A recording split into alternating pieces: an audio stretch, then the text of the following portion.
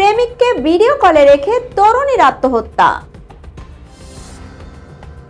রাজবাড়ীতে আদালত চত্বরে জয় বাংলা স্লোগান, গ্রেপ্তার 5।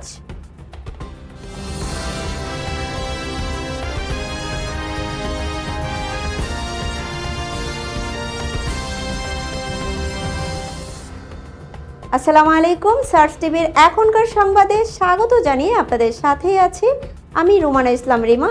এতক্ষণ শুনছিলেন সংবাদ শিরোনাম, এবারে বিস্তারিত।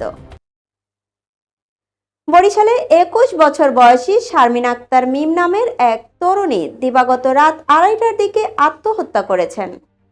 তার মরদেহ নগরের ব্যাপটিস্ট মিশন রোডের নাহার ম্যানশন থেকে উদ্ধার করা হয়। নিহত মিম বরিশাল নগরীর পুলিশ লাইন্স রোড এলাকার একটি কাপড়ের শোরুমে কর্মরত ছিলেন। তিনি ঝালকাঠির নলছিটি উপজেলার কুশলঙ্গ গ্রামের বাসিন্দা মোহাম্মদ লাল মিয়ার মেয়ে। পুলিশ ও স্থানীয় সূত্রে জানা যায়, প্রেমিককে ভিডিও কলে রেখেই ওই নারী গলায় ফাঁস দেন। খবর পেয়ে রাত 2:30টার দিকে ব্যাপটিস্ট মিশন রোডের খলিফা বাড়ির নাহার ম্যানশনের সুলতানের সাবলের বাসা থেকে তার ঝুলন্ত মরদেহ উদ্ধার করা হয়।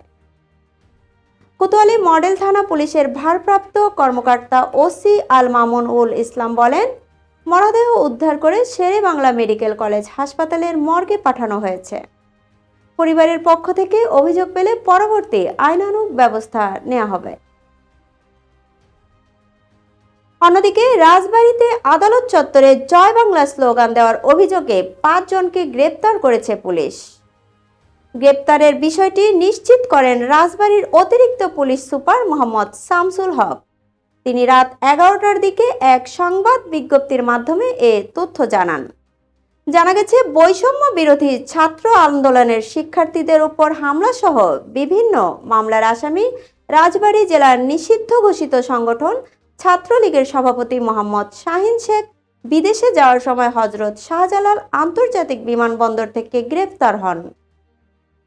গতকাল রোববার দুপুরে পুলিশ কারাগার থেকে শাহিন শেখকে আদালতে হাজির করে শুনানি শেষে তাকে আদালত থেকে বের করে কাভার ভ্যানে তোলার সময় দলীয় নেতাকর্মী ও সমর্থকরা জয় বাংলা স্লোগান দিয়ে বিশৃঙ্খলা সৃষ্টির চেষ্টা করেন।